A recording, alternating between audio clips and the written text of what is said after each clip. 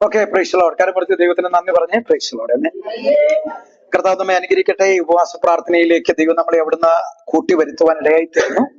നമുക്ക് വളരെ പ്രാർത്ഥനയോടെ ദൈവസന്നിധിയായിരിക്കാം. ഞാൻ ഒന്ന് രണ്ട് ദൈവവചന ചിന്തകൾ നിങ്ങൾക്ക് നൽകി പ്രാർത്ഥിക്കാൻ കർത്താവിൽ ആഗ്രഹിക്കുകയാണ്. എല്ലാവരും ദൈവവചനം ശ്രദ്ധിക്കാൻ തയ്യാറാകുക. പരിശുദ്ധാത്മാവ് നമ്മളെ സഹായിക്കട്ടെ. ഞാൻ നിങ്ങളോട് പറയാൻ ആഗ്രഹിക്കുന്ന ചില പ്രത്യേക സന്ദേശങ്ങളാണ് നമുക്ക് എത്രത്തോളം നമ്മുടെ ലൈഫിൽ അപ്ലൈ ചെയ്യാൻ കഴിയുന്ന. ഒത്തിരിയേറെ പ്രസംഗങ്ങളുണ്ട് പല നിലകളിൽ, അവരെല്ലാം വിവിധ തലങ്ങളിൽ കർത്താവിനെ ശുശ്രൂഷിക്കുന്നവരാണ്. ഞാൻ നിങ്ങളോട് പറയാൻ ആഗ്രഹിക്കുന്ന ഒരു ഭാഗം, എത്രത്തോളം നമ്മുടെ പ്രാക്ടിക്കൽ ലൈഫിൽ ദൈവികമായ സ്വഭാവവും ദൈവിക അനുഗ്രഹങ്ങളും നമ്മളിൽ എത്തിക്കാമെന്നുള്ള ഒരു പ്രശ്നമാണ്. ഇത് നമുക്കൊരു പ്രാക്ടിക്കൽ ലൈഫിൽ കൂടെ നമുക്ക് എന്ത് ചെയ്യാൻ പറ്റുള്ളൂ, നമ്മുടെ ജീവിതത്തിലേക്ക് ഇത് കൊണ്ടുവരാൻ കഴിയും. ഇന്ന് പല ആൾക്കാരും ആ ഒരു പ്രാക്ടിക്കൽ ഇല്ലാത്ത ഒരു ലൈഫാണ് ആത്മീയ ജീവിതം ആയിട്ട് കൊണ്ടുവരുന്നത്. ഇതൊന്നും നമ്മുടെ ആയുസ്സുള്ള കാര്യങ്ങളല്ല. ഇതൊക്കെ എവിടെയെങ്കിലുമൊക്കെ വെച്ച് തട്ടി തകർന്നു പോകുന്നുണ്ടാണ്. കാരണം നമുക്ക് ഒരു തലമുറ കഴിയുമ്പോൾ പോലും നമുക്ക് അതറിയാൻ കഴിയും. ഞാൻ ശ്രദ്ധിച്ചിട്ടുണ്ട്, ഒത്തിരിയേറെ പാസ്റ്റർമാരുടെ ഫാമിലി പോലും ആ ഒരു സീസൺ കഴിഞ്ഞിട്ട് ആ കുടുംബങ്ങൾ നശിക്കുക. ആ കുടുംബങ്ങളിൽ പിന്നെ ആത്മീയരില്ലാതെ ആ ശുശ്രൂഷയ്ക്ക് പിന്നെ ഒരു അനന്തര അവകാശിയില്ലാതെ ഒക്കെ പോകുന്ന ഒത്തിരിയേറെ കണ്ടിട്ടുണ്ട്. ഇത് സംഭവിക്കുന്ന ഒരു പ്രധാനപ്പെട്ട കാര്യം, ലൈഫില് പ്രാക്ടിക്കൽ അല്ല എന്നുള്ളതാണ് പ്രശ്നം. പ്രാക്ടിക്കൽ അല്ല എന്നുള്ളതാണ് പ്രശ്നം. ഇപ്പൊ നമുക്ക് കുറേയേറെ തിയറികൾ നമുക്ക് പറയാം. ഇപ്പോ വൈകിട്ട് വീട്ടിൽ പ്രാർത്ഥന വേണം, ആ പ്രാർത്ഥനയ്ക്ക് എത്ര സമയം വേണം, ഇന്ന സമയത്ത് പ്രാർത്ഥിക്കണം എന്നൊക്കെ നമുക്ക് പറയാം. പക്ഷെ ഇത് പ്രാക്ടിക്കൽ അല്ലെങ്കിൽ അവിടെയാണ് ഈ പരാജയങ്ങൾ സംഭവിക്കുന്നത്. അതുകൊണ്ട് ഒത്തിരിയേറെ കുടുംബങ്ങൾ ശപിക്കപ്പെടുന്നു. ഈ കഴിഞ്ഞ ദിവസം ഞാനൊരു കുടുംബത്തെ വിസിറ്റ് ചെയ്തപ്പോൾ വളരെ വേദനാജനകമായ ഒരു അവസ്ഥയുണ്ടായി. അവർ ശരിക്കും പറഞ്ഞാൽ റോമൻ കാത്തലിക്കിൽ നിന്ന് വിശ്വാസത്തിലേക്ക് വന്നവരാണ്. അവർ പറഞ്ഞ ചില കാര്യങ്ങൾ അവരുടെ ലൈഫിൽ ഉണ്ടായ വളരെ വേദനാജനകമായ ചില സംഭവങ്ങൾ. അവർ പറഞ്ഞൊരു കാര്യമുണ്ട്. ഒരിക്കൽ അവര് ചെറുപ്പമായിരുന്ന സമയത്ത്, ഏകദേശം ഒരു 18 വയസ്സ് പ്രായമുള്ള സമയത്ത്, അവരുടെ പള്ളിയില് ഒരു കുമ്പസാരത്തിന് പോയി. കുമ്പസാരിച്ചപ്പോൾ അച്ഛനോട് പറഞ്ഞ കാര്യങ്ങൾ കേട്ടപ്പോ അച്ഛൻ പറഞ്ഞത് എന്താണെന്നറിയോ? നിന്നെ ഒന്നും സഭയെ വെച്ചോണ്ടിരിക്കാൻ കൊള്ളത്തില്ലെന്ന്. അതാണ് ഉപദേശം പറഞ്ഞത്. അത് കഴിഞ്ഞിട്ട് അവർ കുടുംബമൊക്കെ ആയി കഴിഞ്ഞ് വിശ്വാസത്തിലേക്ക് വന്നു. അവര് നീണ്ട നാളുകൾ അവരുടെ കുഞ്ഞുങ്ങളുമായിട്ട് ദൈവസഭയിൽ കടന്നുപോയി. പക്ഷേ ആ പാസ്റ്റർമാർ ഒരു ഇനിഷ്യേറ്റീവ് എടുത്തില്ല എന്ന് തന്നെയാണ് അവർ പറഞ്ഞത്. അതുകൊണ്ട് ഞങ്ങളുടെ കുഞ്ഞുങ്ങൾ തകർന്നു, ഞങ്ങളുടെ 2 കുഞ്ഞുങ്ങളും തകർന്നു, 2 പെൺകുഞ്ഞുങ്ങളാ തകർന്നു എന്ന് പറഞ്ഞു. എന്നിട്ട് ആ അമ്മയുടെ കണ്ണുനീര് ഭയങ്കരമായിട്ട് നമുക്കൊന്നും ചിന്തിക്കാനാകാതെ ഒഴുകുമായിരുന്നു. അപ്പൊ ഞാൻ ചിന്തിച്ചൊരു കാര്യം, വൈദികന്മാരാണെങ്കിലും പാസ്റ്റർമാരാണെങ്കിലും അവർക്കൊരു ഉത്തരവാദിത്വമുണ്ട്. ആ ഉത്തരവാദിത്വം അവർ കൈകാര്യം ചെയ്ത് അവരുടെ വിശ്വാസികളെ അത് പ്രാക്ടിക്കലാക്കാൻ കൂടെ നിർബന്ധിതരാകണമെന്നുള്ളതാണ്. പ്രാക്ടിക്കലാക്കണം, ലൈഫിൽ അപ്ലൈ ചെയ്യും. നമ്മുടെയൊക്കെ കുടുംബത്തിലൊക്കെ ശ്രദ്ധിച്ചാൽ ഇന്നിപ്പോ യൂട്യൂബ് കണ്ടേച്ച് അതിനകത്ത് ആരെങ്കിലും പറയുന്നത് കേട്ടതാ ജീവിതം ഉണ്ടാക്കി വെക്കുന്നത്. അവര് പറയുന്ന പോലെ കാട്ടിക്കൂട്ടുക, എന്നിട്ട് കുടുംബം നശിക്കുക. അവരങ്ങനെയാ കാണിക്കുന്നത്, ഇവരിങ്ങനെയാ കാണിക്കുന്നത്, ആ കുടുംബം ഉയരാൻ കാരണം ഇന്നതുപോലെ എന്നൊക്കെ പറഞ്ഞ് മറ്റുള്ള കുടുംബജീവിതങ്ങളെയും കുടുംബങ്ങളെയും അഡോപ്റ്റ് ചെയ്യുക. പക്ഷെ നിയമപരമായിട്ട് വിശുദ്ധ ബൈബിൾ അവരുടെ പ്രാക്ടിക്കൽ ലൈഫിൽ കൊണ്ടുവരുന്നില്ല എന്നുള്ളതാണ്. അപ്പൊ നമ്മൾ ശ്രദ്ധിക്കേണ്ട ചില കാര്യം, ഞാൻ ഇത്രയൊക്കെ പറഞ്ഞതിന്റെ കാര്യം, പ്രാക്ടിക്കൽ ഇല്ലാത്ത ആത്മീയ ജീവിതം അധികം നാൾ ഓടില്ല. അത് എവിടെയല്ലോ ഒക്കെ ചിന്താകരും. അതാ ഞാൻ പറഞ്ഞത്, പാസ്റ്റർമാരുടെ മക്കള് പോലും ഒരു കാലഘട്ടത്തിൽ തിളങ്ങി നിന്ന പാസ്റ്റർമാർ, ഒത്തിരിയേറെ ആൾക്കാരെ സുവിശേഷത്തിലേക്ക് കൊണ്ടുവന്നവർ, രക്ഷയിലേക്ക് കൊണ്ടുവന്നവർ, ലോകരാജ്യങ്ങളിൽ അവരുടെ ശിഷ്യന്മാർ പ്രസംഗിക്കപ്പെടുന്നു കർത്താവിനെ. ഇതെല്ലാം നടന്നിട്ടുള്ള വലിശക്തരായ അഭിഷക്തരായിട്ടുള്ള ദൈവഭൃത്യന്മാരുടെ കുടുംബങ്ങൾ എന്ന് പരിശോധിച്ചാൽ ആ കുടുംബങ്ങളുടെ തലമുറകൾ തെറ്റി തകർന്ന് തരിപ്പണമായി. എനിക്കറിയാവുന്ന ഒത്തിരി കുടുംബങ്ങളുണ്ട്. ആത്മീയരാരുമില്ല, ഇഷ്ടം പോലെ ജീവിക്കുന്നു. കാരണം പ്രിൻസിപ്പിൾസ്, ബിബ്ലിക്കൽ പ്രിൻസിപ്പിൾസ് കേവലം പ്രിൻസിപ്പിൾസ് ആയി മാറി. പ്രാക്ടിക്കൽ ആക്കാൻ ആരും തയ്യാറായില്ല. ഇത് പ്രാക്ടിക്കൽ ലൈഫിൽ വരാത്തെടുത്തോളം നമ്മൾ പരാജിതരാണ്. ഞാൻ നിങ്ങളോട് പറയാൻ ആഗ്രഹിക്കുന്ന കാര്യങ്ങൾക്കകത്തെല്ലാം ഉണ്ട്. നിങ്ങളെ ശ്രദ്ധിക്കുകയും നിങ്ങൾ അതിനോട് പൊരുത്തപ്പെടുകയും ചെയ്യണം. അത് ജീവിതത്തിൽ കൊണ്ടുവരാൻ ശ്രമിക്കണം. അതാണ് നമ്മുടെ ജീവിതത്തിൽ അനുഗ്രഹം ഉണ്ടാകുന്നത്. ഓക്കെ, കർത്താവ് നമ്മളെ സഹായിക്കട്ടെ. ഞാന് ഗത്സമനയിലേക്ക് നിങ്ങൾ ശ്രദ്ധ തിരിക്കുകയാണ്. വിശുദ്ധ ബൈബിളിൽ ഗത്സമന എന്ന ആ ഒരു ഭാഗം നമുക്ക് എല്ലാവർക്കും അറിയാവുന്ന കാര്യമാണ്. ഗത്സമന, ഞാൻ ഒരു വാക്യം നിങ്ങൾക്ക് ശ്രദ്ധയിലേക്ക് കൊണ്ടുവരാം. മത്തായിയുടെ സുവിശേഷം 26-ാം അധ്യായത്തിന്റെ 41-ാമത് വാക്യം ആരെങ്കിലും ശബ്ദം ഉയർത്തി ഒന്ന് വായിച്ചു, പെട്ടെന്ന് വായിച്ചു.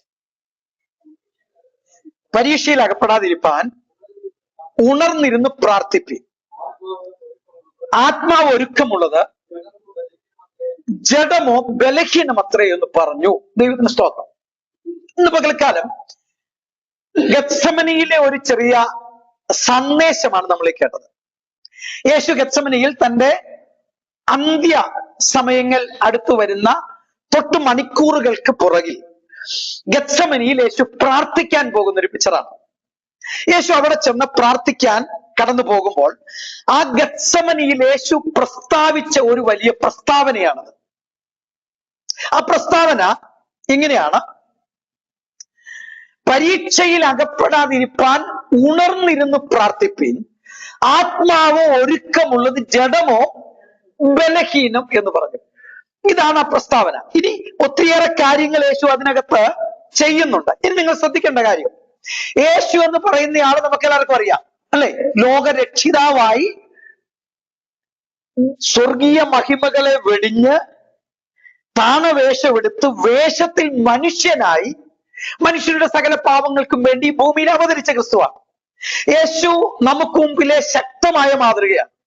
യേശു ശക്തമായ മാതൃക എന്ന് പറയുന്ന ശ്രദ്ധിക്കേണ്ട കാര്യം, യേശു ചെയ്ത ചില കാര്യങ്ങൾ നമ്മൾ ഓർക്കണം. അതായത് എന്തായിരുന്നു തന്റെ ലക്ഷ്യം നമുക്കറിയാം. ആ ലക്ഷ്യത്തിന്റെ പൂർത്തീകരണത്തിലേക്ക് വരുന്ന സമയമാണത്. യേശു വന്നതിന്റെ പൂർത്തീകരണത്തിലേക്ക്. യേശു വന്നതിന്റെ ലക്ഷ്യം സകല മാനവരാശിയുടെയും പാപം വഹിച്ചുകൊണ്ട് കാൽവറിയിൽ മരിച്ച് മരണാധികാരിയായ പിശാചിനെ തന്റെ മരണത്താൽ തോൽപ്പിച്ച് ജീവപര്യന്തം മരണഭീതിയിൽ അടിമകളായിരുന്നവരെ വിടുവിക്കുക എന്നുള്ളതായിരുന്നു. അതാണ് യേശുവിന്റെ ലക്ഷ്യം. അതിന്റെ ആ ലാസ്റ്റ് മൂമെന്റിലേക്ക് വരുന്ന സമയം. ഇനി ശ്രദ്ധിക്കേണ്ട ഭാഗം എന്താണെന്ന് അറിയാമോ? ആ ഗത്സമനിയിൽ യേശു തന്റെ ശിഷ്യന്മാരുമായിട്ട് വരുന്നു. ആ ഗത്സമനിയിൽ വന്നിട്ട് യേശു ചെയ്ത ചില കാര്യങ്ങളാണ് ഞാൻ നിങ്ങളോടൊന്ന് പറയാൻ ആഗ്രഹിക്കുന്നത്. ഇതിനു മുമ്പ് ഞാൻ നിങ്ങളോട് പ്രസംഗിച്ചപ്പോൾ അവിടെ യൂദയുടെ കാര്യം ഉൾപ്പെടുത്തിക്കൊണ്ട് ഞാനൊരു സന്ദേശം നിങ്ങളോട് പറഞ്ഞിട്ടുണ്ട് ഇതിനു മുൻപ്. ഇന്ന് ഞാൻ പറയുന്നത് കുറെ കൂടെ വ്യത്യസ്തമായിട്ട് ആ ഗത്സമനിയിൽ നിന്ന് നമുക്ക് ലഭിക്കുന്ന ചില പാഠങ്ങളാണ്, നമ്മുടെ പ്രാക്ടിക്കൽ ലൈഫിൽ കൊണ്ടുവരാനുള്ള ചില പാഠങ്ങളാണ്. നിങ്ങൾ ശ്രദ്ധിച്ച് കേൾക്കാതെ. ആ ഗത്സമന എന്ന് പറയുന്ന ആ ഭാഗത്ത് നിങ്ങൾക്കറിയാമോ, ഒരു വലിയ സംഭവം നടക്കുകയാണ്. അതായത് യേശു ചെയ്തൊരു കാര്യം, അതായത് വഞ്ചിക്കപ്പെട്ടപ്പോഴും സ്നേഹിത എന്ന് വിളിച്ചു. യേശു ചെയ്തൊരു കാര്യം വളരെ ശ്രദ്ധിച്ച് കേൾക്കണം. വഞ്ചിക്കപ്പെട്ടപ്പോഴും എന്ത് ചെയ്തു? സ്നേഹിത എന്ന് വിളിച്ചു. സംഭവം നമുക്കറിയാം. വഞ്ചിക്കപ്പെടുന്ന ആരാലാണ്? 3.5 വർഷം തന്നോടുകൂടെ ഉണ്ടായിരുന്ന ശിഷ്യന്മാരിൽ ഒരാളും, അതുപോലെ തന്നെ പണസഞ്ചി കൊടുത്തയാണ്. പണസഞ്ചിയൊക്കെ ഒരാളുടെ കൈ കൊടുക്കണമെങ്കിൽ എന്ത് ചെയ്യണം? അതുപോലെ വിശ്വസ്തരോ വിശ്വാസമുള്ളവരുടെയോ കയ്യിലെ പണസഞ്ചി കൊടുക്കുള്ളൂ. അങ്ങനെയെങ്കിൽ യേശുവിന്റെ ആ ടീമിനകത്ത് യേശു വിശ്വസിച്ചവൻ, യേശു പണസഞ്ചി കൊടുത്തവനും ഒരേ ഒരാളെ ഉണ്ടായിരുന്നുള്ളൂ, യൂദയാണ്. യേശുവിന്റെ മാറിൽ ചാരിയ യാക്കോബിന് പോലും ആ അവസരം കിട്ടിയില്ല. അപ്പോൾ യേശു അത്രയധികം സ്നേഹിച്ചു. ആ സ്നേഹിച്ചവൻ വഞ്ചിക്കുന്നു, അല്ലെ? ഇന്ന് വളരെ ഔപചാരികമായിട്ട് ഞാൻ നമ്മുടെ ഈ മുട്ടുമണ്ണില് ഒരു സ്ത്രീ, നിങ്ങൾ ശ്രദ്ധിച്ചാൽ അറിയാം, ഒരു സ്ത്രീ ഇങ്ങനെ അങ്ങോട്ടും ഇങ്ങോട്ടും നടക്കുന്നുണ്ട്. ഒരു സ്ത്രീയെ നിങ്ങൾ ശ്രദ്ധിച്ചു, ഒരു സ്ത്രീയെ. ഈ കഴിഞ്ഞ ദിവസം ഒരു പാസ്റ്റർ, നമ്മുടെ CHRM-ന്റെ നമ്മുടെ പത്തനംതിട്ട ജില്ലയുടെ പ്രസിഡന്റ് പാസ്റ്റർ ഉമ്മൻ എന്നോട് പറഞ്ഞൊരു കാര്യം ഉണ്ടായിരുന്നു. ആ സ്ത്രീ, അന്ന് ഞങ്ങൾ അങ്ങനെ നിൽക്കുന്ന ആ ഒരാവശ്യത്തിൽ ഞങ്ങൾ അവിടെ നിൽക്കുന്ന സമയത്ത് ഈ പുള്ളിക്കാരി ഇങ്ങനെ പാസ് ചെയ്തു. പെട്ടെന്ന് പറഞ്ഞു, ആ സ്ത്രീ ഒന്ന് ശ്രദ്ധിക്കാൻ പറഞ്ഞു. ശ്രദ്ധിച്ചു. നമ്മൾ ഓൾറെഡി പല പ്രാവശ്യമായിട്ട് കണ്ടിട്ടുണ്ട്. ഈ പുള്ളിക്കാരൻ പറഞ്ഞൊരു കാര്യം എന്താന്ന് ചോദിച്ചാല്, ഇവൾ ഒരു പുരുഷനുമായിട്ട് ഭയങ്കര സ്നേഹമായിരുന്നു, ഭയങ്കര സ്നേഹത്തിലായിരുന്നു. ഒടുവിൽ എന്ത് ചെയ്തു, തിരുവല്ലയോ ഏതോ ഒരു റെയിൽവേ സ്റ്റേഷനിലോ ബസ് സ്റ്റേഷനിലോ എങ്ങാണ്ട് കൊണ്ടുപോയി നിർത്തിയിട്ട് പറഞ്ഞു, ഞാൻ ഇപ്പൊ വരാമെന്ന് പറഞ്ഞ് അവിടുന്ന് പോയി. പിന്നെ കണ്ടിട്ടില്ല. അതിനുശേഷം ഒത്തിരി സമയങ്ങൾ ഇവൾ പലയിടത്തും പോയി കാത്തു നിന്നു, പലയിടത്തും തിരക്കി, കണ്ടില്ല. ഒടുവിൽ അവൾക്ക് മെന്റലായി. ഇന്നും അവൻ വരുമെന്ന് പറഞ്ഞ് എവിടെയെങ്കിലുമൊക്കെ പോയി നിൽക്കുക. വഞ്ചിക്കപ്പെട്ടപ്പോഴും അവരുടെ അവസ്ഥ എങ്ങനെയാണെങ്കിൽ, യേശു വഞ്ചിക്കപ്പെടുക സ്നേഹിച്ചവരാണ്. പക്ഷെ യേശു എങ്ങനെ അപ്രോച്ച് ചെയ്തെന്നറിയോ? സ്നേഹിത എന്ന് വിളിച്ചു. ഇന്ന് പകൽ നമ്മൾ ഓർക്കണം, നമ്മുടെ ഒക്കെ ജീവിതത്തിൽ ഇതുപോലെയുള്ള ഒത്തിരിയേറെ സാഹചര്യങ്ങൾ വരുമ്പോൾ നമ്മൾ അവരെ കാണുന്നത് എങ്ങനെയാണെന്നുള്ളതാണ്. നമ്മൾ വഞ്ചിക്കപ്പെടുമ്പോൾ അവരോടുള്ള നമ്മുടെ പ്രതികരണം എന്താ? യേശു പഠിപ്പിച്ചു, സ്നേഹിക്കുന്നവർ വഞ്ചിച്ചാൽ ചേർത്ത് പിടിക്കാനുള്ള കഴിവുണ്ടാവണം. ഇത് മാനസികമായി നമ്മൾ ഏറ്റെടുക്കേണ്ട ഒരു കാര്യമാണ്. ഇത് പിന്നെ തേച്ചേച്ചു പോകുന്നതിന്റെ വഞ്ചിക്കപ്പെടലല്ല, ആ വഞ്ചിക്കപ്പെടലല്ല. ഇപ്പോ അല്ലെ, അത് തേച്ചു പോകുന്ന പറയുമ്പോൾ പിള്ളേർക്ക് മനസ്സിലാക്കാറ്. അപ്പോ അതുകൊണ്ട് ഇത് തേച്ചിട്ട് പോകുന്നവരെ സ്നേഹിക്കുന്നു എന്നുള്ളതിനേക്കാൾ ഉപരിയായിട്ട് നിങ്ങൾ പ്രതീക്ഷിക്കുന്ന പലരും, ഇതൊരു മെസ്സേജാണ്. ഇന്ന് പലരുടെയും ഉള്ളിൽ നമുക്ക് വൈരാഗ്യങ്ങളാ പലരെ കുറിച്ചും.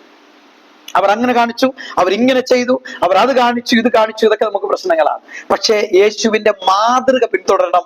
വഞ്ചിക്കപ്പെടുമ്പോൾ നമ്മൾ സ്നേഹിത എന്ന് വിളിച്ച യേശുവിനെ പോലെ അവരെ കാണാൻ നമ്മുടെ മനസ്സ് തുറക്കട്ടെ. Praise the lord. ആമേൻ. രണ്ടാമത്തെ ചിന്ത എന്ന് പറയുന്നത്, യേശു ശക്തമായൊരു മെസ്സേജ് പറയും. അതാണ് ഇപ്പോ നമ്മൾ വായിച്ച വാക്യം. ഉറക്കത്തെക്കാൾ വലുതാണ് പ്രാർത്ഥന എന്ന് യേശു പഠിപ്പിച്ചു. ഈ ഉറങ്ങുന്നവരെ നോക്കി ഞാനൊന്ന് പറയാം. ചിലർക്ക് ഇരുന്ന് ഉറങ്ങുന്നുണ്ട്, എനിക്ക് കാണാം. കണ്ണുമൊക്കെ അടഞ്ഞ് തലയൊക്കെ താഴോട്ട് പോകുന്നുണ്ട്. ഉറക്കത്തെക്കാൾ വലുതെന്താണ്? പ്രാർത്ഥനയാണ് എന്ന് പറഞ്ഞാൽ അതിന്റെ അർത്ഥം, യേശു ഒരു വലിയ പ്രതികൂലവുമായിട്ട് അഭിമുഖീകരിക്കുമ്പോൾ, തന്റെ പ്രാണൻ നശിക്കാൻ, തകർക്കപ്പെടാൻ തുടങ്ങുമ്പോൾ, യേശു കണ്ടെടുത്ത ഏറ്റവും വലിയൊരു സൊല്യൂഷൻ പ്രാർത്ഥനയാണ്. പെട്ടെന്ന് അതിനെന്തെങ്കിലും ഒരു പോംവഴിയേക്കാൾ ഉപരി, 2-3 പേരുടെ സപ്പോർട്ടിനേക്കാൾ ഉപരി, ഇതിന് മറ്റേതെങ്കിലും ഒരു പോംവഴി ഉണ്ടോ എന്ന് തിരക്കുന്നതിനേക്കാൾ ഉപരി യേശു കണ്ടെടുത്തൊരു കാര്യം പ്രാർത്ഥനയാണ്. പലപ്പോഴും നമ്മുടെ ജീവിതത്തിൽ പ്രതികൂലങ്ങളുമായി ബന്ധപ്പെടുമ്പോൾ നമ്മൾ ശ്രദ്ധിക്കുന്ന ഒരു കാര്യം ഏതാണ്? ഒരു ദൂത്. ആര് ചെയ്തു എന്നൊന്നറിയണം. ഞങ്ങൾ ഈ കുടുക്കിലാക്കിയത് ആരാണെന്നറിയണം. അവന് ആ സാഹചര്യത്തിന് ഒരു പ്രതികൂലമായിട്ടൊരു ഉപവാസം വെച്ചേക്കാം. നമ്മൾ വ്യക്തികളെ മുമ്പിൽ കണ്ടുകൊണ്ട് നമ്മളുടെ പ്രാർത്ഥനയുടെ ടോണുകൾ മാറ്റുമ്പോൾ, യേശു പോയി ആ ഗത്സമനിയിൽ ആ തണുപ്പേറിയ സമയത്ത് വളരെ ശിഷ്യന്മാർ തണുത്ത് വിറച്ച് വിറങ്ങലിച്ച് കിടന്നുറങ്ങുമ്പോൾ, ആ ശൈത്യത്തിലും വിയർക്കുന്ന ഒരു ശരീരമായിരുന്നു യേശുവിന്റെ. കാരണം പ്രാർത്ഥന അത്രയും തീവ്രമായിരുന്നു. യേശുവിനറിയാം ദൈവത്തിന് ഇതിലെ ഹിതമെന്താണ്. അത് യേശു പ്രാർത്ഥിച്ചു, എനിക്കിത് ഈ പാനപാത്രം കുടിക്കാൻ പറ്റില്ല. എന്നിട്ട് ആ യേശുവിന്റെ ബാക്കി പറഞ്ഞത് ഇങ്ങനെയാണ്, എങ്കിലും എന്റെ ഇഷ്ടമല്ല നിന്റെ ഇഷ്ടം നിറവേറട്ടെ. ഓർത്തു നോക്കണം, ഇന്ന് പകൽക്കാലം നമ്മൾ മനസ്സിലാക്കേണ്ടത് ദൈവത്തിന്റെ ഹിതങ്ങൾ നമ്മൾ സംഭവിക്കാന്നുള്ള.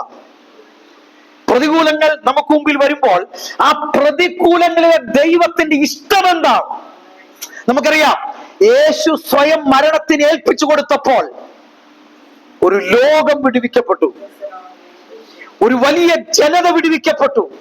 യേശു വന്നതിന്റെ ഉദ്ദേശം അതായിരുന്നു.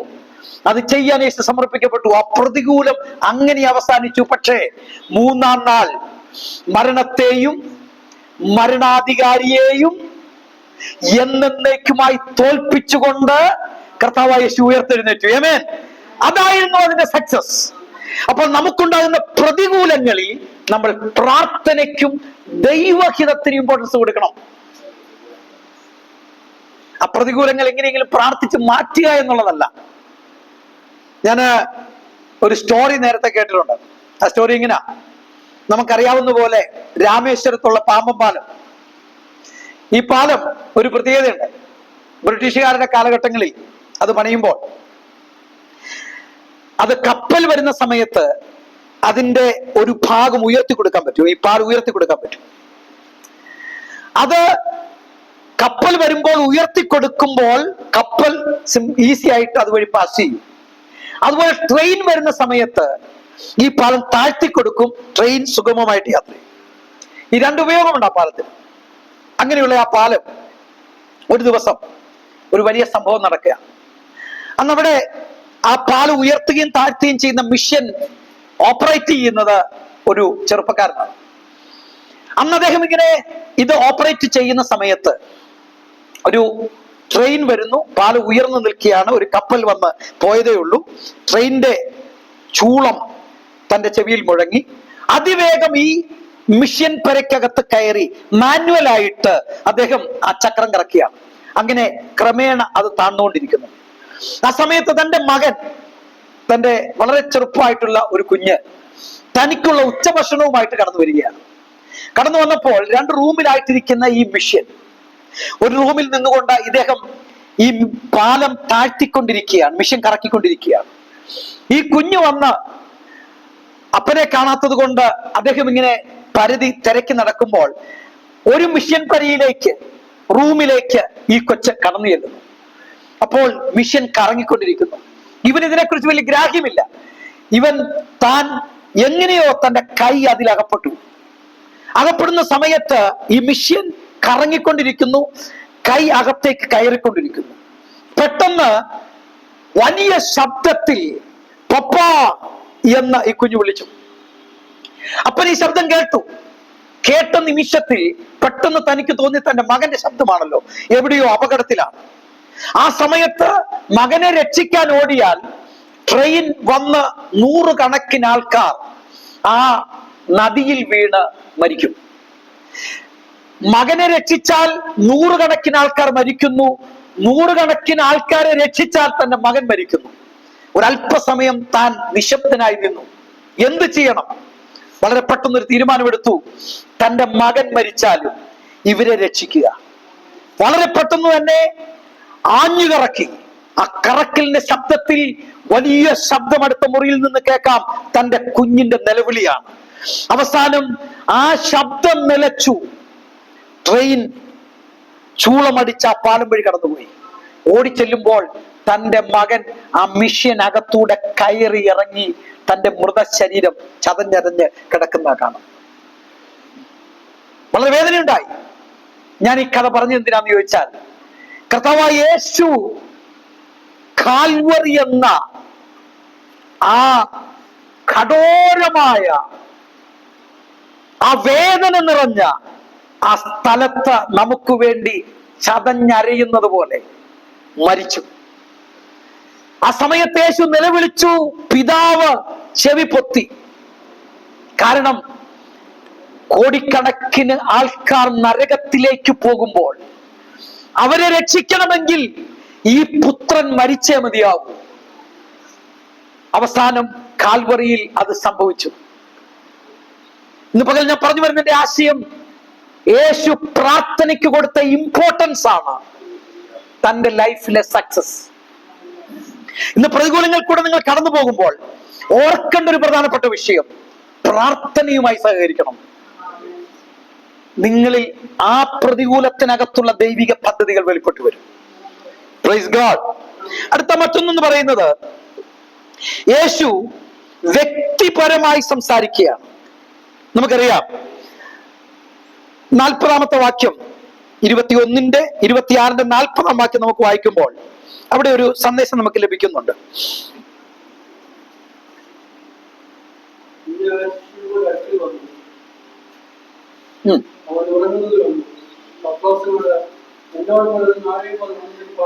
യേശു പത്രോസിനോട് വ്യക്തിപരമായി സംസാരിക്കുകയാണ്.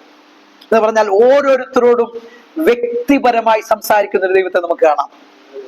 ഇന്ന് നിങ്ങൾ ഇവിടെ ഇരുന്ന് വേദനയോടെയാണെങ്കിൽ നിങ്ങൾ ദൈവ ശബ്ദം കേട്ടിരിക്കും.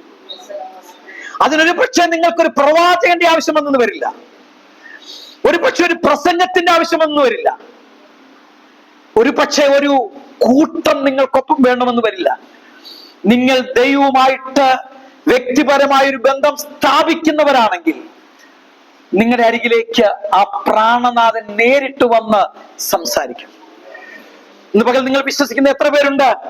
കർത്താവേ, എന്നോട് സംസാരിക്കണമെന്ന്, അത് കേൾക്കാൻ ഞാൻ ആഗ്രഹിക്കുന്നു എന്ന് പറയുന്നവർ.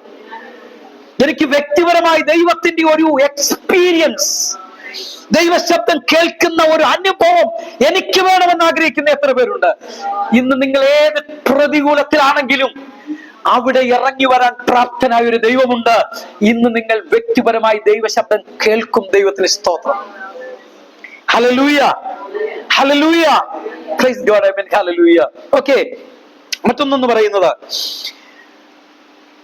പ്രാർത്ഥനയോടെ അഭിമുഖീകരിക്കുക എന്നൊരു പാഠം നമ്മളെ അതിൽ നിന്ന് പഠിപ്പിക്കുന്നു.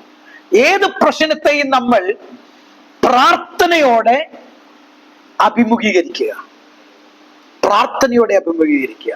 പലപ്പോഴും നമ്മുടെ ജീവിതത്തിൽ നമുക്ക് പ്രാർത്ഥനയോടെ അഭിമുഖം ചെയ്യുക അത്ര എളുപ്പമുള്ള കാര്യമല്ല. പക്ഷെ യേശു പ്രാർത്ഥനയോടെ അഭിമുഖീകരിച്ചപ്പോൾ എന്താ സംഭവിച്ചതെന്നറിയോ? നിങ്ങൾ യോഹന്നാൻ സുവിശേഷം 18-ാം അധ്യായത്തിന്റെ 6-ാമത്തെ വാക്യം ഒന്ന് വായിച്ചേ. 18-ാം അധ്യായം 6-ാം വാക്യം.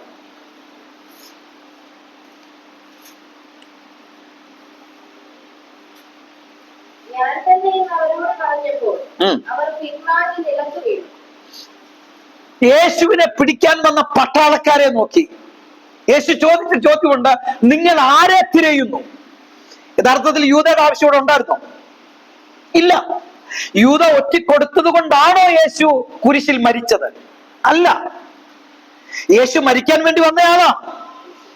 അതുകൊണ്ട് യൂദയുടെ ചുംബനത്തിന്റെ ആവശ്യമൊന്നുമില്ല. യേശു ചോദിച്ചു, നിങ്ങൾ ആരെ തിരയുന്നു? അവർ പറഞ്ഞു, നസ്രായനായ യേശുവിനെ. യേശു പറഞ്ഞു, ഞാനാണത്. യൂദയുടെ ചുംബനത്തിലല്ല അവിടെ യേശുവിനെ കാട്ടിക്കൊടുത്തു. പക്ഷേ അതൊരു പ്രവചന നിവൃത്തി എന്ന് മാത്രമേ ഉള്ളൂ. അവിടെ നമ്മൾ ശ്രദ്ധിക്കേണ്ടത്, ഞാൻ ആകുന്നു എന്ന് പറഞ്ഞപ്പോൾ പിടിക്കാൻ വന്നവർ പുറകോട്ട് നീങ്ങി തെറിച്ചു വീണു. കാരണം പ്രാർത്ഥനയോടെ അഭിമുഖീകരിച്ചാൽ നിനക്ക് മുമ്പിൽ വരുന്ന ചില പ്രതികൂലങ്ങൾ തകർന്നു വീഴുന്ന കാണാം. പ്രൈസ് ദി ലോർഡ്, ആമേൻ. ഇതൊരു പാഠമാണ്, നമ്മൾ പഠിക്കണം. നമ്മുടെ പ്രാർത്ഥനയ്ക്കകത്ത് ദൈവപ്രവൃത്തി ഉണ്ട്. കേവലം ടൈം പാസ് അല്ല പ്രാർത്ഥന. ഇനി ടൈം പാസിന് പ്രാർത്ഥിച്ചാലും ഒരു അത്ഭുതം ഉണ്ടാവും.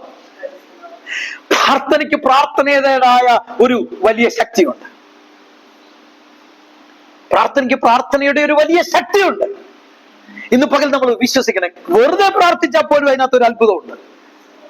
അങ്ങനെയാണെങ്കിൽ വളരെ ഗൗരവമായിട്ട്, സീരിയസ് ആയിട്ട്, ആത്മാർത്ഥമായിട്ട് പ്രാർത്ഥിക്കാൻ നമുക്ക് കഴിഞ്ഞാൽ ആ പ്രാർത്ഥന ആ സമയത്ത് തന്നെ പ്രതിഫലമായിട്ട് മാറും. തന്നെ പിടിക്കാൻ വന്ന പട്ടാളം പുറകോട്ട് വീണു. യേശു ഞാനാകുന്നു എന്ന് പറഞ്ഞു ചെല്ലുമ്പോൾ അവൻ പ്രാർത്ഥനയ്ക്ക് ശക്തിയുണ്ട്. പ്രാർത്ഥനയ്ക്ക് ശക്തിയുണ്ട്. അപ്പോസ്തലന്മാർ കാരാഗ്രഹത്തിൽ അവർ പ്രാർത്ഥിച്ച് ദൈവത്തിന് മഹത്വം കൊടുത്തു, പാടി സ്തുതിച്ചു. എന്താ സംഭവിച്ചത്? കാരാഗ്രഹത്തിന്റെ അടിസ്ഥാനം ഇളകി. ഇന്ന് പകൽക്കാലം ദൈവത്തിലെ നീ ബന്ധിക്കപ്പെട്ടിരിക്കുന്നു എന്ന് തോന്നി നീ ഒറ്റപ്പെടണ്ട. നീ ആ ബന്ധിക്കപ്പെട്ടിരിക്കുന്ന സ്ഥലത്ത് പ്രാർത്ഥനയുടെ ശക്തിയെ ഉയർത്താൻ നിനക്ക് ദൈവമായൊരു ബന്ധം പ്രാർത്ഥനയിൽ കൂടെ സ്ഥാപിക്കാൻ കഴിഞ്ഞാൽ ആ ഇരിക്കുന്ന സ്ഥലം ഇളകും. നമ്മുടെ പ്രാർത്ഥനയ്ക്കകത്ത് അത്ഭുതങ്ങൾ നടക്കാത്ത എന്തുകൊണ്ടാ? നമ്മൾ പ്രാർത്ഥനയിൽ കോൺസെൻട്രേഷൻ ഇല്ല. കോൺസെൻട്രേഷൻ ഇല്ലാത്തത് കൊണ്ട് എന്ത് സംഭവിക്കുന്നു? ഏകാഗ്രതയില്ല.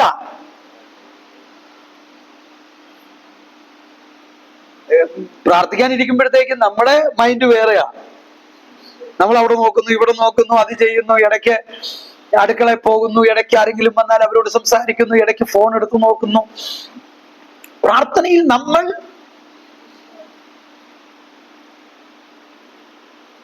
കേട്ടില്ല, ഏകാഗ്രതയില്ല. ആ പ്രാർത്ഥനയിൽ ഒന്നും നടക്കത്തില്ല. ആത്മാർത്ഥമായി ഒന്ന് പ്രാർത്ഥിച്ചു നോക്കിക്കേ, മുഴങ്കാലിൽ ഒന്ന് പ്രാർത്ഥിച്ചു നോക്കിക്കേ.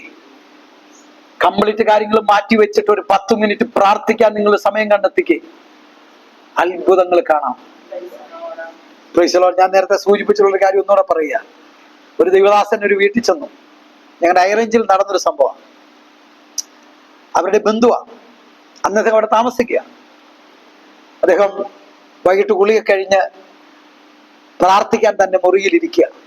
തനിക്ക് കിടക്കാൻ കിട്ടിയ ആ മുറിയിൽ അതിന്റെ നടുക്ക് മുഴങ്കാലി ഇരുന്ന് ഇങ്ങനെ പ്രാർത്ഥിക്കുമ്പോൾ പെട്ടെന്ന് ആ വീട്ടുകാരിങ്ങനെ പാസ് ചെയ്തു. ഒരു മുറിയിലേക്ക് ശ്രദ്ധിച്ചപ്പോൾ കാണുന്നത് ഒരു മൂർക്കം പാമ്പ്. അത് പറഞ്ഞപ്പോ ചിലർക്ക് ഒരു ഉണർവായി. സൈഡ് വഴി ഇങ്ങനെ, ആ റൂമിന്റെ സൈഡ് വഴി ഇങ്ങനെ പോവുക. വീട്ടുകാർ പെട്ടെന്ന് നിലവിളിച്ചു, അയ്യോ മൂർക്കം പാമ്പെന്ന് പറഞ്ഞു. അദ്ദേഹം ആ മുറിയുടെ നടുക്കിരുന്ന് പ്രാർത്ഥിക്കുക. അദ്ദേഹം പെട്ടെന്ന് കണ്ണു തെളിച്ച് നോക്കിയപ്പോ അദ്ദേഹത്തോട് പറഞ്ഞു, ഇതേ പാമ്പ് പോകുന്ന കണ്ടോ? അദ്ദേഹം പറഞ്ഞു, അത് പോട്ടെ, ഞാൻ പ്രാർത്ഥിച്ചുകൊണ്ടിരിക്കുക, എന്റെ പ്രാർത്ഥന കഴിയട്ടെ എന്ന് പറഞ്ഞു. അവര് പറഞ്ഞത് 1/2 മണിക്കൂർ പിന്നെയും പ്രാർത്ഥിച്ചെന്നാ ആ മനുഷ്യൻ. ആ പാമ്പ് കേറിപ്പോയ മുറിയുടെ നടുക്കിരുന്ന് പ്രാർത്ഥിക്കുക. ഈ പാമ്പ് അങ്ങനെ പോയി ഒരു സൈഡിൽ ഇങ്ങനെ വളയിട്ടിരുന്നു. 1/2 മണിക്കൂർ പ്രാർത്ഥനയ്ക്ക് ശേഷം എഴുന്നേറ്റു. അവർ ചേർന്ന് ആ പാമ്പിന് തല്ലി കൊന്നു. നമ്മുടെ പ്രാർത്ഥന മുറിക്കാത്ത ഈ ഒരു സംഭവം നടക്കുന്നെങ്കിലോ?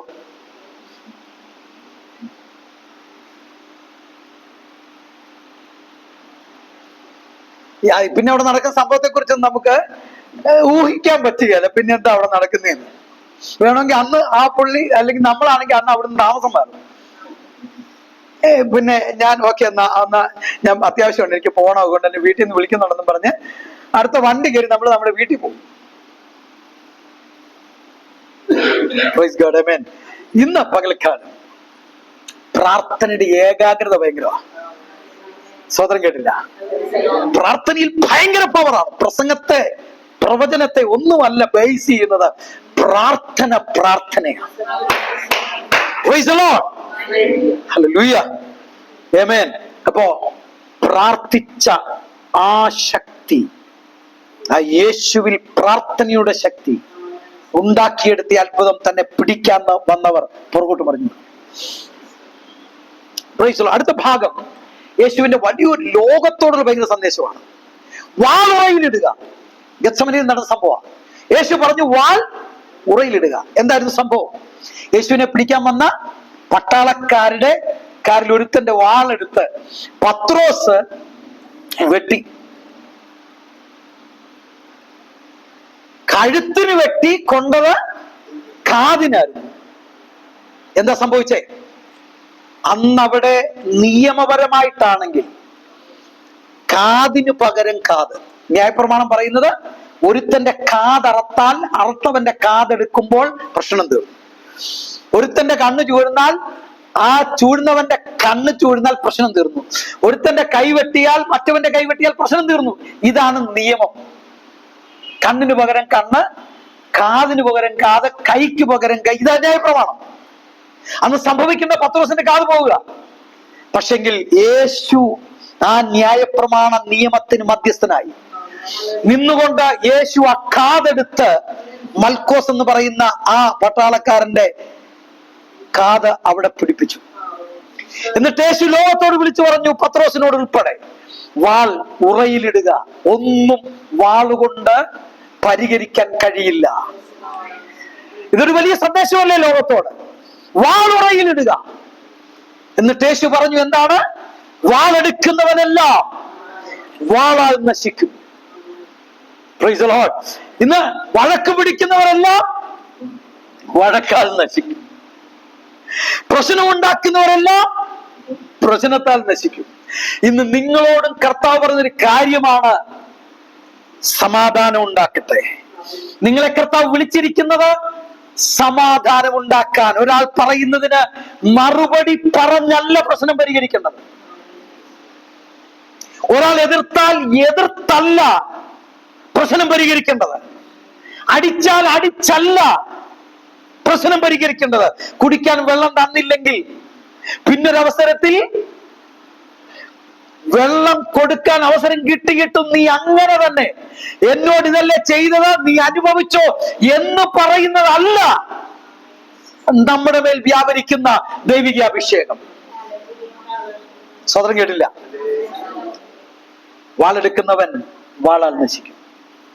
എത്ര ലോകം ഏറ്റെടുത്ത സന്ദേശമാണ്. അതിനിപ്പോ പ്രത്യേകിച്ച് ക്രിസ്ത്യാനികളെ അല്ല, ലോകത്തോടുള്ള യേശുവിന്റെ സന്ദേശമാണ്. വാളെടുക്കുന്നവനെല്ലാം വാളാൽ നശിക്കും. ഞാൻ എക്സ്പ്ലെയിൻ ചെയ്യുന്നില്ല. അടുത്ത ഭാഗം എന്ന് പറയുന്നത്, യേശു പത്രോസിന് വേണ്ടി ഇടിവിൽ നിന്നു. ഞാൻ ഇടയ്ക്കൊന്ന് സൂചിപ്പിച്ചു, തന്നെ സ്നേഹിച്ചവന് വേണ്ടി ഇടിവിൽ നിന്നു യേശു. പത്രോസിന്റെ കാത് അറക്കണ്ട സ്ഥാനത്ത് യേശു ഇടിവിൽ നിന്നിട്ട് പറഞ്ഞു, വാളുറയിലിട്ടോ, ന്യായപ്രമാണം അവിടെ കിടക്കട്ടെ, ഞാൻ പ്രശ്നം പരിഹരിച്ചു. കാത് പിടിപ്പിച്ച് പ്രശ്നം അവിടെ തീർത്തു. ഇടിവിൽ നീ തകരേണ്ടടുത്ത് യേശു ഇടിവിൽ നിന്ന് നിന്റെ പ്രശ്നം ഏറ്റെടുക്കുക. Praise the Lord. നിന്റെ പ്രശ്നം ഏറ്റെടുക്കുക. എത്ര പേർക്ക് മനസ്സിലാകുന്നുണ്ട്? Praise the Lord. നിന്റെ പ്രശ്നം യേശു ഏറ്റെടുക്കുക. വിശ്വസിക്കുക. നീ ഒന്നിനു പോകണ്ട, തിരിച്ചു വഴക്കിന് പോകണ്ട, നീ മത്സരത്തിന് പോകണ്ട, നീ ഒരു പ്രശ്നം ഉണ്ടാക്കണ്ട, അതോർത്ത് വേദനിക്കണ്ട. അർപ്പിക്കപ്പെടേണ്ടവന്റെ കയ്യിൽ നിന്റെ പ്രശ്നം സമർപ്പിക്ക, അവൻ നിനക്ക് പരിഹാരം കാണിക്കും. പക്ഷെ നീ ഇവിടെ ചെയ്യാനുള്ളത് എന്ത് ചെയ്യണം? ചെയ്യണം. കർത്താവേ, ഇതിനൊരു പരിഹാരം ഇല്ലാതെ ഇനി ഞാൻ അവളോട് മിണ്ടത്തില്ലെന്നല്ല, അതല്ല പ്രശ്നം. യേശു കാണിച്ച മാതൃക അതൊന്നുമല്ല. എന്റെ അടുത്തോട്ട് വരട്ടെ എന്നല്ലേ യേശു പറഞ്ഞത്. പ്രശ്നക്കാരൊക്കെ എന്റെ അടുക്ക വരട്ടെ, എന്തായാലും ഞാൻ അങ്ങോട്ട് പോകുന്ന പരിപാടിയില്ല എന്നൊക്കെ നമ്മൾ പിടിവാശി എടുത്താൽ ദൈവത്തിന് പ്രവർത്തിക്കാൻ കഴിയില്ല. നിങ്ങൾ ഫ്ലെക്സിബിൾ ആകണം. നിങ്ങളുടെ ശത്രുക്കളെ കണ്ടാൽ അവരോട് സംസാരിക്കണം. അവർക്കൊരാവശ്യം വന്നാൽ ആ ആവശ്യം നിങ്ങളാൽ കഴിയുന്നത് പോലെ ചെയ്തു കൊടുക്കണം. അങ്ങനെ അവന്റെ തലയിൽ തീക്കനൽ കുന്നിക്കും. Praise the lord. ആമേൻ. അതല്ലാതെ എന്നും പ്രാർത്ഥിച്ചേച്ച് പെരയ്ക്ക് തീ കത്തുന്നുണ്ടോ നോക്കാൻ ഇറങ്ങിപ്പോയി നോക്കുന്ന അത്ഭുതമല്ല അവിടെ നടക്കാൻ പോകുന്നത്. സ്വതന്ത്രം കേട്ടില്ല. Price the lord. Amen. Hallelujah. അടുത്ത സംഭവം യേശു പറയുന്നത് മൽക്കോസിന്, അതായത് ആ വാക്യം ഒന്ന് വായിച്ചേ. ലൂക്കോസിന് ശേഷം 22-51 വാക്യം ഒന്ന് വായിച്ചേ. 22-51.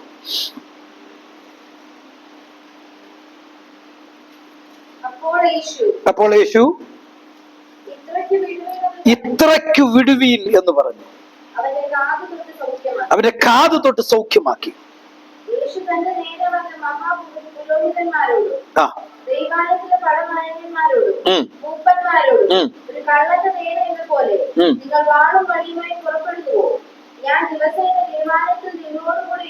മതി. യേശു ആ കാര്യങ്ങൾ അവിടെ പ്രസ്താവിക്കപ്പെടുകയാണ്. ഇവിടെ എന്തായിരുന്നു യേശു പറഞ്ഞൊരു കാര്യം? ഇത്രയ്ക്ക് വിടുവീൻ. ഇത്രയ്ക്ക് വിടുവീൻ എന്ന് പറഞ്ഞതിന് ചില ആശയങ്ങളുണ്ട്. അതായത്, ഒന്ന്, മൽക്കോസിന്റെ കാത് തൊട്ട് സൗഖ്യമാക്കുവാൻ എന്നെ വിടുവീൻ. കാരണം യേശുവിനെ പിടിച്ചു വെച്ചേക്കുക. അതുകൊണ്ട് യേശു പറഞ്ഞു, എന്നെ വിട്, ഞാൻ അവന്റെ കാത് സൗഖ്യമാക്കട്ടെ. പടയാളികളുടെ കയ്യിൽ കിടക്കുമ്പോഴും കരയുന്നവന്റെ കണ്ണുനീര്, വേദനിക്കുന്നവന്റെ വേദന തീർക്കാനുള്ള വ്യഗ്രത. എന്നാ എന്നെ പിടിക്കാൻ വന്നവനല്ലേ, അനുഭവിച്ചോട്ടെ, ഒരുത്തരെങ്കിലും അനുഭവിച്ചോട്ടെ, അല്ലെങ്കിൽ നീയൊക്കെ കാണുന്നു പറയാനല്ല യേശു അവിടെ തയ്യാറായത്. തന്റെ കൂടെയുള്ളവർ ആരും ശത്രു പോലും കരയരുത്. തന്റെ കൂടെയുള്ള തന്റെ ഉപദ്രവകാരികൾ പോലും ഒരു പ്രതിസന്ധിയിലാകരുത്. ഈ ആശയമൊക്കെ ചിന്തിച്ചു നോക്കി. ആ യേശുവിന്റെ മക്കളാ നമ്മൾ. രണ്ടാമത്തെ കാര്യം, ശിഷ്യന്മാരെ ശാന്തമാക്കുവാൻ എന്നെ വിടുവി. കാരണം ശിഷ്യന്മാർ ആകെ പരിഭ്രാന്തരായി. യേശുവിനെ പിടിച്ചപ്പോൾ, യേശുവിനെ ഉപദ്രവിച്ചപ്പോൾ, യേശുവിനെ ക്രൂശിക്കാനുള്ള നിലയിലേക്ക് അവർ പിടിച്ചു വലിച്ചു കെട്ടി കൊണ്ടുപോകുമ്പോൾ ഇളകി മറിഞ്ഞ മനസ്സുമായി പതറിയ, തകർന്ന ആ അവസ്ഥയിൽ അവരെ ശാന്തമാക്കാൻ ആ ആവേശത്തിലാ പത്രോസ് കയറി വെട്ടിയത്. കാരണം തന്റെ പ്രാണപ്രിയനെ അവർ പിടിച്ചപ്പോൾ തന്റെ ശിഷ്യന് സഹിച്ചില്ല. എല്ലാവർക്കും പ്രശ്നമായി. യേശു പറഞ്ഞു, എന്റെ ശിഷ്യന്മാരെ ശാന്തമാക്കുവാൻ എന്നെ വിടുവിൻ. ഇത്രയ്ക്ക് വിടുവിനെന്ന രണ്ടാമത്തെ ആശയമാണ്. മറ്റൊന്നെന്ന് പറയുന്നത്, എന്റെ ശിഷ്യന്മാരെ വിടുവിൻ. അവരെയും അവർ തടഞ്ഞു. യേശു പറഞ്ഞു, അവർ ഒരു ദോഷവും ചെയ്തിട്ടില്ല, നിങ്ങൾ എന്നെ ക്രൂശിക്ക്, എന്റെ ശിഷ്യന്മാരെ വിടുവിൻ. താൻ ബന്ധിക്കപ്പെടുമ്പോൾ യേശു തന്റെ കൂടെയുള്ള സമൂഹത്തിന് വേണ്ടി ചെയ്യുന്ന കാര്യങ്ങളാണ്. മകൾ ദൈവത്തിലെ നീ ഒരു ദൈവ പൈതലായി മാറിയാൽ അതൊരു നാടിന് വേണ്ടിയിട്ടാ, ഒരു ജനതയ്ക്ക് വേണ്ടിയിട്ടാ, ഒരു സമൂഹത്തിന് വേണ്ടിയിട്ടാ.